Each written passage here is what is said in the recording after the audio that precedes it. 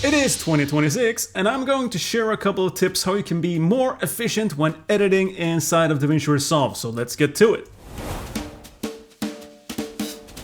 So here we are in DaVinci Resolve, and maybe you have a bunch of B-roll that you want to look through and find the segments that you want to use. And perhaps when you're a beginner, you go one by one and you scroll through and see, maybe I want this part here. And then you go to the next clip and you scroll through. No, not that one. And then you go here. But there is a better workflow here. If you press this button, which is called source tape, what this does is actually takes all of these clips here and put it on the timeline. So you can see all of these dots. That is the clip length of all of these clips here. Directly, I can just scroll through all of these clips inside of that bin. So for example, I can go in here, I want this part, and I can put that on my timeline. I can go here, I want this part, I can put this on my timeline, and so on. So you can see that this can really speed up the process of finding, the perfect take on a bunch of clips. If you have people in front of your camera doing a lot of talking, you should probably use the transcription function inside of DaVinci Resolve, so you can edit that interview much faster. I will show you here with my clip. This is me talking about designing a poster. So if I right click on this and go to AI tools and then audio transcription and then go to transcribe, okay?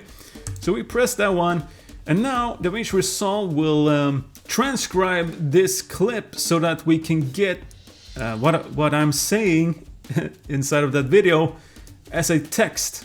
And the cool thing here is that you can then edit your video by just selecting the text that you want, and then you just go to these icons here. You can either do a place on top or insert or append. So I'm gonna press insert here, and then maybe I want this clip. It goes directly after, like so. So you can see that this is a much faster way to edit interviews or talking heads.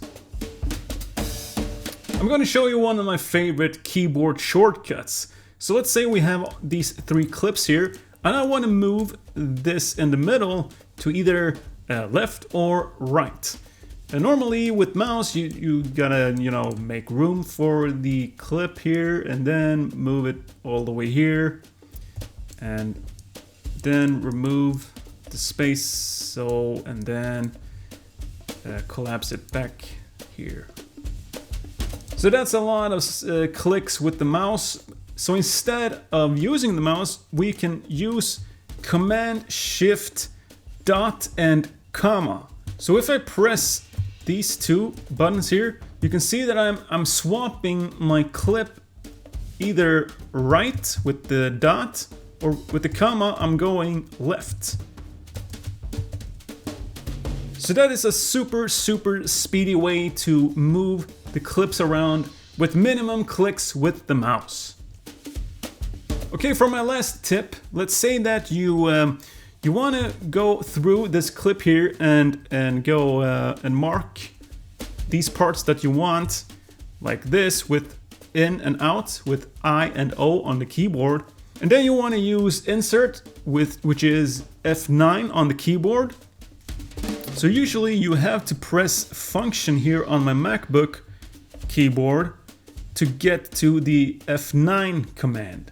But if you go into settings inside of Mac OS and change so that the function buttons is not the standard, media control or audio control, you can have it so that when you tap the F9 button, it's actually the F9 button.